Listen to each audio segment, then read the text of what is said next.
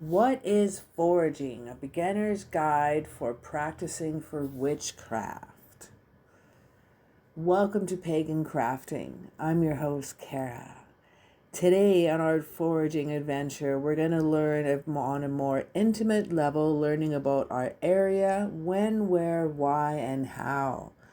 How to respectfully give offerings, gratitude, and ask permission. Join me today as we go over foraging practices for the beginner.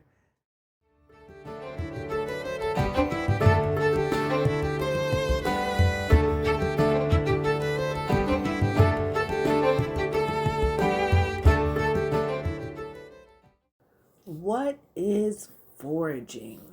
Foraging is the art and practice of finding food, tools, medicinal and magical herbs in their wild habitat. Benefits of foraging for your own natural items for witchcraft is great for free spell material. Magic and medicinal ingredients is cheaper than purchasing. You can get to spend more time in nature. This will also help ground you, reduce stress, anxiety, put you in a positive mood and benefit to your spiritual life. Get to know your land on an intimate level. Know your area. If you don't know the area, take time to research and investigate the land that you wish to forage on. Are you allowed there? Is it a park, provincial park, national park? Some do not allow anything to be removed from the park. Do you have their permission? Is it private land or public land? Interpret your environment. Are you safe there? Are you safe from animals or from contaminations?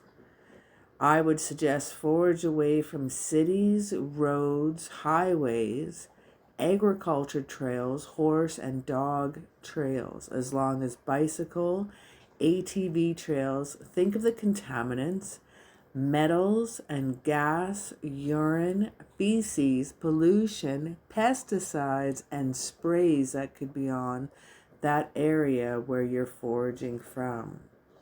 Always ask the area, the forest, the land, the desert, wherever you are, ask permission each time before starting your foraging. Give the land an offering in gratitude every time you forage. You just need to do it once for that day and not at every location you forage for that day. Limit to yourself what is only necessary. Take what you need. Take only a small percentage from each plant.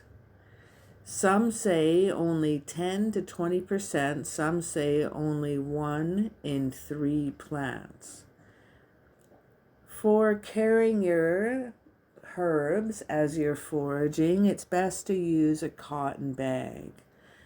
Keep your herbs separate as you forage until you know which ones you mix together. It's basic chemistry. So unless you know your herbs, don't mix them even in your bag.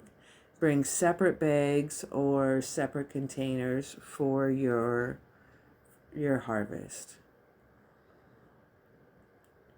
Spend more time in nature and learn about the land you're foraging on and the herbs and magical and medicinal uses. You may even go as far as looking up the correspondences such as zodiac, planetary, masculine, feminine, or deities. Folk magic may play a strong part in where, when, and you choose to harvest your ingredients. Know your seasons and when the herb, plant, mushrooms, or trees is available at its peak time for harvest. You may also want to forage on specific hours, days of the week, planetary alignments, or sun or moon phases. Respect the land.